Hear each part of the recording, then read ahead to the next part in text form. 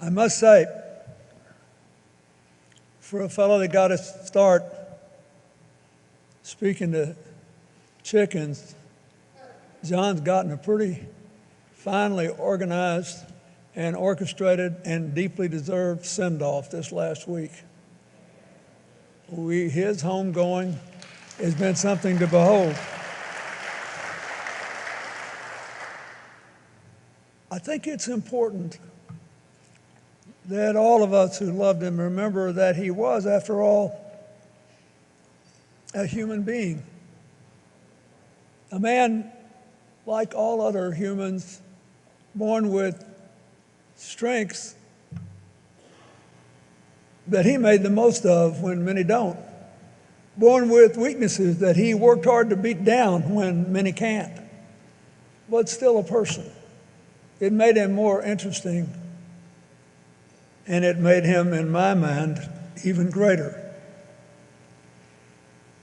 20 years ago, we celebrated the 35th anniversary of the Selma March, and we walked together along with Coretta and many others from the movement who are no longer with us. We're grateful for Andy Young and Reverend Jackson and Diane Nash and many others who survive. But on that day, I got him to replay for me a story he told me when we first met back in the 1970s. And I said, you know, I was just an aspiring whatever, Southern politician and hadn't been elected governor, and he was already a legend. So I said, John, what's the closest you ever actually came to getting killed doing this? And he said, well, once we were at a demonstration and I got knocked down on the ground and people were getting beat up pretty bad, and all of a sudden I looked up and there was a man holding a long, heavy piece of pipe, and he lifted it and was clearly going to bring it right down into my skull. And at the very last second, I turned my neck away, and then the crowd pushed him a little bit. And a couple of seconds later, I couldn't believe I was still alive. I think it's important to remember that. First, because he was a quick thinker. And secondly, because he was here on a mission that was bigger than personal ambition. Things like that sometimes just happen, but usually they don't. I think three things happened to John Lewis long before we met and became friends that made him who he was. First, the famous story of John at 4 with his cousins and siblings holding his aunt's hand, more than a dozen of them, running around in a little old wooden house as the wind threatened to blow the house off its moorings, going to the place where the house was rising and all those tiny bodies trying to weigh it down. I think he learned something about the power of working together,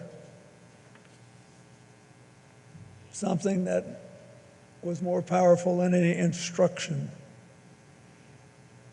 Second, nearly 20 years later, when he was 23, the youngest speaker and the last speaker at the March on Washington, when he gave a great speech urging people to take to the streets across the South to seize the chance to finally end racism. And he listened to people that he knew had the same goal, say, well, we have to be careful how we say this because we're trying to get converts, not more adversaries. Just 3 years later, he lost the leadership of SNCC to Stokely Carmichael because he said, you know, I'd really I mean, it was a pretty good job for a guy that young and come from Troy, Alabama. It must have been painful to lose, but he showed as a young man there are some things that you cannot do to hang on to a position, because if you do them, you won't be who you are anymore. And I say there were 2 or 3 years there where the movement went a little bit too far towards Stokely, but in the end, John Lewis prevailed. We are here today because he had the kind of character he showed when he lost an election.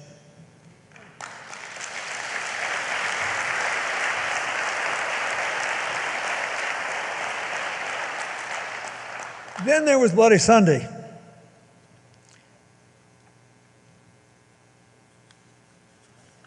He figured he might get arrested.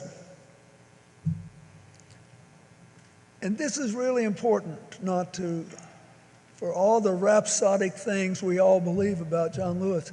He had a really good mind, and he was always trying to figure out, how can I make the most of every single moment? So he's getting ready to march from Selma to Montgomery. He wants to get across the bridge. What do we remember? He cut quite a strange figure. He had a trench coat and a backpack. Now, young people probably think that's no big deal, but there weren't that many backpacks back then. And you never saw anybody in a trench coat looking halfway dressed up with a backpack. But John put an apple, an orange, a toothbrush, toothpaste in the backpack to take care of his body because he figured he would get arrested. And 2 books. One, a book by Richard Hofstadter on America's political tradition to feed his mind. And one, the autobiography of Thomas Merton, a Roman Catholic Trappist monk who was the son of itinerant artists making an astonishing personal transformation. What's a young guy who's about to get his brains beat out and planning on going to prison doing, taking that? I think he figured that if Thomas Merton could find his way and keep his faith and believe in the future, he, John Lewis, could too. And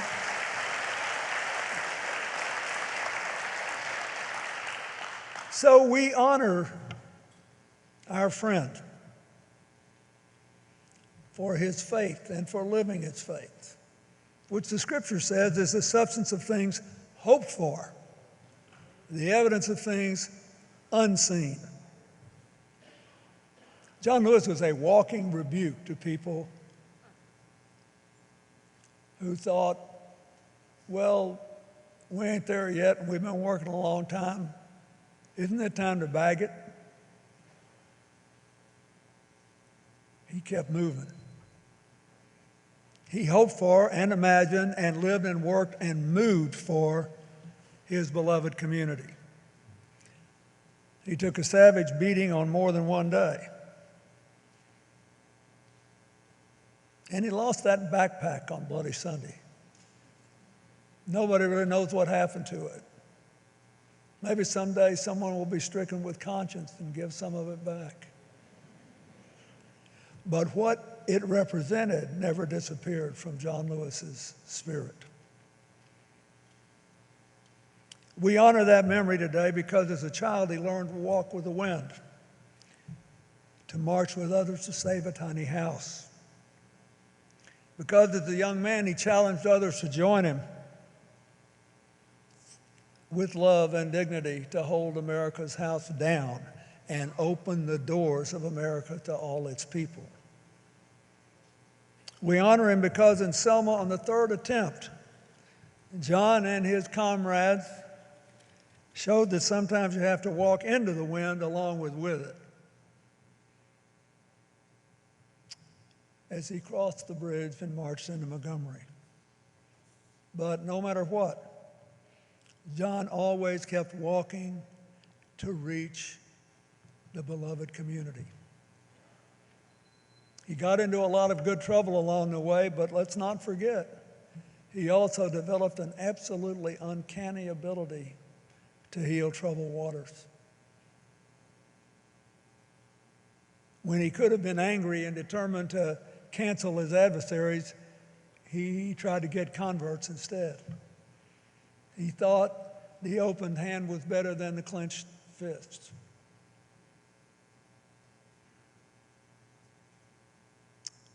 He lived by the faith and promise of St. Paul, let us not grow weary in doing good, for in due season we will reap if we do not lose heart. He never lost heart. He fought the good fight, he kept the faith, but we got our last letter today on the pages of the New York Times. Keep moving. It is so fitting on the day of his service, he leaves us our marching orders. Keep moving. 20 years ago when I came here after the Selma March to a big dinner honoring John and Lillian and John Miles, you had a big afro. And it was really pretty. And your daddy was giving you grief about it, and I said, John, let's don't get old too soon. I mean, if I had hair like that, I'd have it down to my shoulders. But on that night, I was almost out of time, and people were to be present, and people were asking me, well, if you could do one more thing, what it would be, or what do you wish you had done that you didn't, and all that kind of stuff. And someone asked me that night, because I had many friends in Atlanta, and I said, if I could just do one thing, if God came to me tonight and said, okay, your time's up, you got to go home, and I'm not a genie, I'm not giving you 3 wishes. One thing, what would it be? I said, I would infect every American with whatever it was that John Lewis got as a 4-year-old kid and took through a lifetime to keep moving and keep moving in the right direction and keep bringing other people to move and to do it without hatred in his heart, with a song, to be able to sing and dance. As John's brother Freddie said in Troy, keep moving to the ballot box, even if it's a mailbox. And keep moving to the beloved community.